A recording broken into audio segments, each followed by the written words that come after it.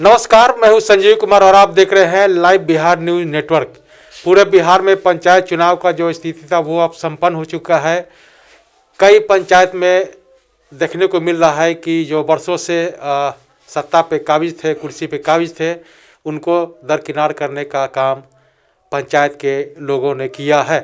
तो अभी हम आए हुए हैं नालंदा जिला, और नालंदा जिला में बिहार शरीफ प्रखंड है और पंचायत का नाम है, वो भी हम आपको बताएंगे। लेकिन इससे पूर्व बता दें कि ये पहली बार मुखिया बने हैं।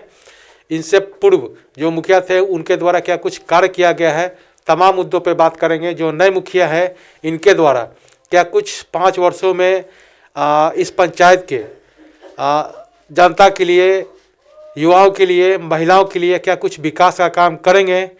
हालांकि केंद्र सरकार और बिहार सरकार की बहुत सारी योजनाएं हैं, उनको भी धरातल पर लाएंगे।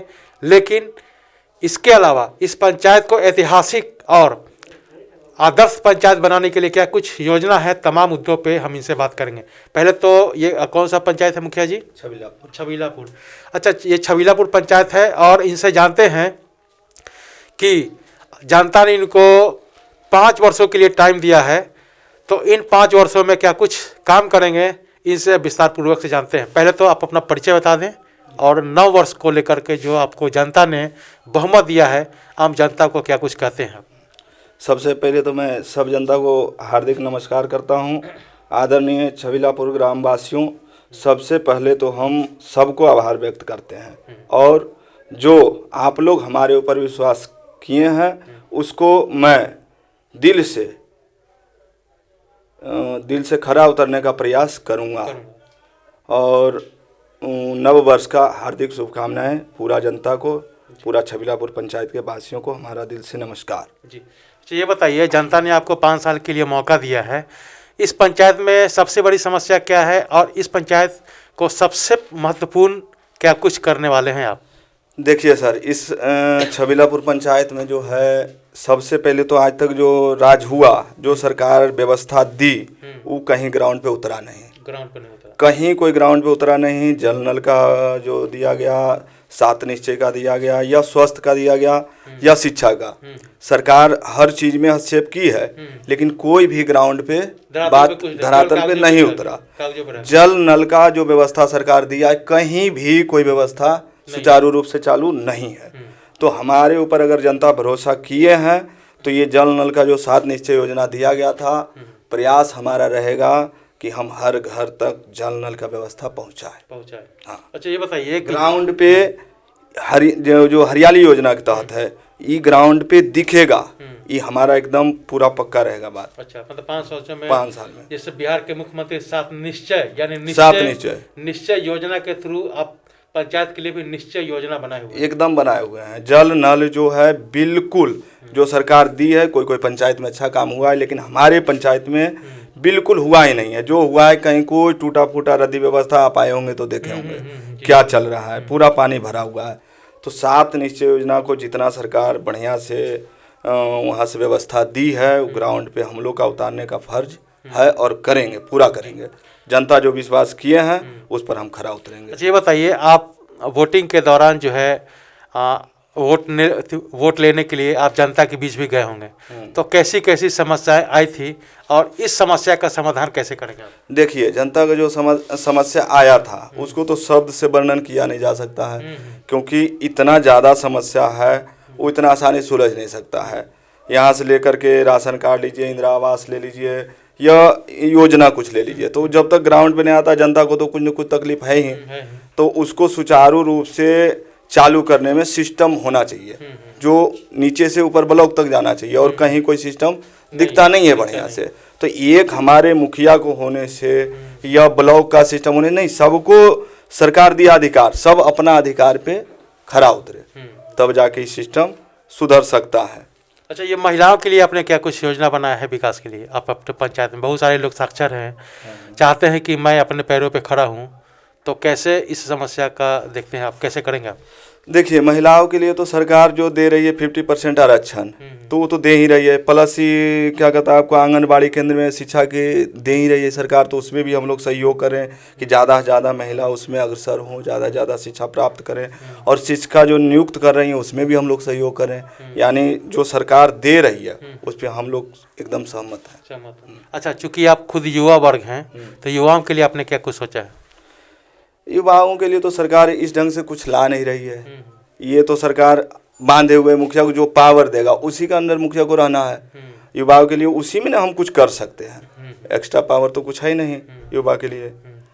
बाकी हम पर्सनल अपने मत से उसको सजेक्ट करेंगे। अच्छा। कुछ काम पर्सनल काम करे या कुछ करे जो हमारे अंदर है वो हम, कुटीर उद्योग हाँ, भी उनको दिलवाने का भी काम कर सकते हैं। ये हम अपना पर्सनल कर सकते हैं। सरकार तो ऐसा कुछ नवयुवक के लिए कर नहीं रही है। दिलवा सकते हैं आप। हाँ, ये हम पर्सनल कोशिश कर सकते हैं। अच्छा, ये बताइए कि चलिए केंद्र सरकार की योजनाएं हैं, बिहार सरकार की भी योजना है, तो वो तो आपको करना ही है भ्रष्टाचार मुक्त होकर के, लेकिन आप अपने पंचायत को आदर्श और ऐतिहासिक बनाने के लिए क्या कुछ सोच रखे हैं? ये तो हम पहले ही शब्द में बताया आपको कि आदर्श पंचायत बनाने के लिए जो सरकार हमको व्यवस्था देती है उसको ग्राउंड पे भली भांति उतारना है, मतलब 100% उतारना है। यही आपके लिए ऐतिहासिक होगा। यही और क्या होगा, ऐतिहासिक तो यही करना है कि ग्राउंड पे अगर हमारा सारा काम जो सरकार व्यवस्था जो भी व्यवस्था दे रही है, इंदिरा आवास दे रही है, 7 नीचे दे रही है, 15वीं दे रही है, जो योजना दे रही है उसको हमको ग्राउंड पे लेके आना है, तब सरकार का भी काम दिखेगा और हमारा जो आदर्श पंचायत का सपना है वो भी पूरा होगा। अच्छा, पलायन को किस तरह से देखते हैं? कई आपके पंचायत से कई लोग जो हैं दूसरे राज्यों में जाते हैं, पलायन करते हैं। जो वृद्ध लोग हैं उनको पेंशन मिलता था, लेकिन कई लोगों को पेंशन नहीं मिल रहा है। कैसे सेलेक्ट करेंगे आप, किस तरह से आप पलायन को रोकेंगे? पलायन, सबसे पहला शब्द है आपका पलायन को रोकना। तो सरकार जो अभी दे रही है मनरेगा के तहत काम कि एक लेबर को 100 दिन का काम देंगे, तो वो सरकार दे रही 198 रुपये। अब सरकार से तो हमारा आग्रह विनती है कि सरकार इसको अनुशंसा करे कि 198 रुपये में कौन सा लेबर काम करेगा, हैं? तो इसको कम से कम तो मिनिमम 270-80 रुपया होना चाहिए लेबर को, तब तो हम लेबर को रोक सकते हैं। ऐसे भी हम लोग इसमें काम मनरेगा में लेबर को दे रहे हैं, लेकिन संतुष्ट नहीं है कोई लेबर संतुष्ट नहीं है, इसीलिए लोग पलायन करते हैं। तो आप बिहार सरकार से मांग करते हैं? हाँ, ये सरकार से हमारा पर्सनल मांग है कि कम से कम लेबर को 270-280 रुपया निर्धारित किया जाए, तब उनको संतुष्टि मिलेगा। अब जो बताइए बाहर जाके 12,000-13,000 कमाता है, उसको 198 रुपया हम दें, ठीक है, आप करें कि इतना ही काम करिए, तो इतना दिन वो जो आधा दिन बैठेगा उसका कौन जिम्मेवारी है? उसका घर परिवार तो चलाना है। तो ये तो हमारा सरकार से विनती है। और जो जिस तरह से पेंशन के लिए बहुत सारे वृद्धजन हैं, अब तो 60 के ऊपर, हाँ, वृद्धजन के लिए तो SC/ST का था, लेकिन अब जनरल हो गया, जनरल भी हो गया। हाँ, हमारे जो पदाधिकारी जितने भी ब्लॉक के हैं उनसे साफ निर्देश मिला है कि आप 60 साल से जो एभव उम्र के हो गए हैं या 60 साल पूरा कर चुके हैं, उनको आप किसी भी वंचित नहीं रखिए पेंशन से, सबको पेंशन में जोड़ दीजिए ना। तो उस पर तो चले हुए, उसमें हमारे पंचायत में कोई दिक्कत नहीं है, और अगर कुछ दिक्कत है तो हम निभाएंगे उसको। अच्छा, प्रधानमंत्री आवास योजना के द्वारा कई जो पूर्व के मुखिया थे उनके द्वारा जो है किया गया है कि चेहरा देख के उनको आवास अलॉटेड किया जाता था, तो आप किस तरह से लोगों का चयन करेंगे और किस तरह से देंगे? हम देखिए, हम अपना खुद ग्राउंड पे जाते हैं और लगभग तो हम पंचायत में वोट मांगने भी गए हैं और देखे भी हैं, लगभग 20 राउंड घूमे हैं पंचायत में, तो देखे हुए हैं कि जिनको बहुत ज़्यादा ज़रूरत है, यानी रहने को नहीं है, खाने को नहीं है, तो हम उन्हीं का सेलेक्ट करें। पूर्व वाले जैसे आपके पंचायत में हम पूर्व जो हो गया है, तो वो किए हैं उस ढंग से, लेकिन हम जो जा रहे हैं हम अपने अर्धर स्तर से उसको सर्वे कर रहे हैं और उसी हिसाब से कई लोगों का लिस्ट भी आ चुका है। हाँ, तो उनमें तो अब दबाव भी दे रहे हैं कि जो लिस्ट आ गया उनको मिलना चाहिए। तो नहीं, देखिए, दबाव देने से नहीं होता है। जो पदाधिकारी वहाँ से सेलेक्ट करते हैं कि जो अंक दिया गया है, जिनको ये अंक के अंदर रहना है, 7 अंक 8 अंक के अंदर मिलना है, उन्हीं को हम लोग कर रहे हैं सेलेक्ट। अच्छा, विशेष तो हम लोग कुछ कर नहीं रहे हैं। अच्छा, कई लोगों से हम मिलते हुए भी आ रहे हैं, तो जो आपका पंचायत है, तो हम गलत जगह चले गए थे, आपका जो आवास खोजते, तो वहाँ पे बोले कि मुखिया जी जीत के गए हैं, तो यहाँ तो एक बार भी नहीं आए हैं। तो कई लोग लगता है कि आपके जीत से कई लोग नाराज़ भी हैं। तो आप, अंतिम सवाल ये होगा कि कई लोगों ने वोट किया, कई लोगों ने वोट नहीं किया, तो आप अपने पंचायत के लोगों को क्या कुछ कहेंगे एक संदेश के रूप में?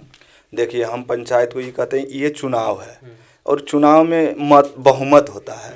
बहुमत हमको मिला, लेकिन आदमी सारे हमारे हैं, यह नहीं कि हमारा कोई बुरा आदमी है। इसलिए पंचायत का 7,000 आदमी है, 7,000 हमारे हैं। कोई इन्फेक्शन का जगह नहीं है, वो पर्सनल आकर के मिले हमसे और हमारे में कोई भेदभाव नहीं है। ये तो चुनाव है, ये चुनाव में जिसका बहुमत हुआ है, तो ब्लॉक में हर जगह चुनाव होता है, इसमें कोई इन्फेक्शन का जगह नहीं है। और जो ये समझ रहे हैं कि हम नहीं आए, हम गए उनके पास, अगर ऐसा कंप्लेन है तो हम दोबारा रिकवर करेंगे उसको। तो आपने सुना कि ये छबीलापुर के मुखिया थे राकेश कुमार, इन्होंने कहा कि जनता का काम वोट करना है, किसी ने किया किसी ने नहीं किया, अब वो समय ख़त्म हो गया, अब पूरे पंचायत का मैं मुखिया हूं और घर घर की समस्या हमारी समस्या होगी। हर घर में जाएंगे, लोगों का समस्याओं से रूबरू होंगे और हर समस्या का समाधान करने का काम करेंगे, चाहे रोजगार का मामला हो, नल जल योजना का हो, शौचालय का मामला हो, पेंशन का मामला हो, ऐसे कई तमाम मामले हैं। इसके साथ साथ इन्होंने बताया कि इस पंचायत को ऐतिहासिक और आदर्श पंचायत बनाने के लिए केंद्र सरकार और बिहार सरकार के जितने भी योजनाएं हैं 100% इस पंचायत में उतारने का काम करेंगे, यही मेरे लिए ऐतिहासिक होगा। इसके साथ साथ इन्होंने महिलाओं के लिए भी सोच रखा है कि लघु कुटीर उद्योग के द्वारा जो है उनको रोजगार दिलाएंगे।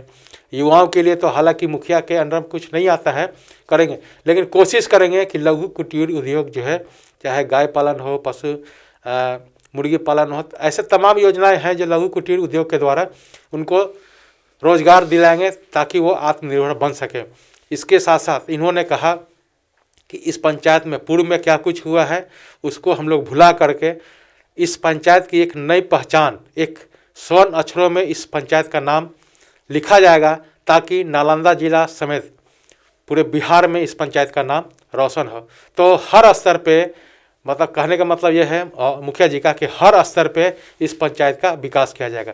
तो मुखिया जी का तो दावा है कि हर स्तर पे विकास करेंगे, लेकिन अब आने वाला समय बताएगा कि इनके द्वारा क्या कुछ इस पंचायत में विकास किया जाता है। हम टाइम टू टाइम इस पंचायत में भी आएंगे और पंचायत के लोगों से भी बात करेंगे कि जो मुखिया जी ने वादा किया है उस पर खरे उतर रहे हैं कि नहीं। बहरहाल तब तक के लिए हम चलते हैं दूसरे पंचायत में, वहाँ के भी मुखिया से जानते हैं कि उनके द्वारा क्या कुछ मैनिफेस्टो बनाया गया है युवाओं के लिए, महिलाओं के लिए, युवा गुरीजनों के लिए, इस पंचायत के प्लान जो करते हैं उनके लिए, तमाम मुद्दों पे उनसे भी बात करें। तब तक के लिए मुझे दीजिए इजाज़त। धन्यवाद।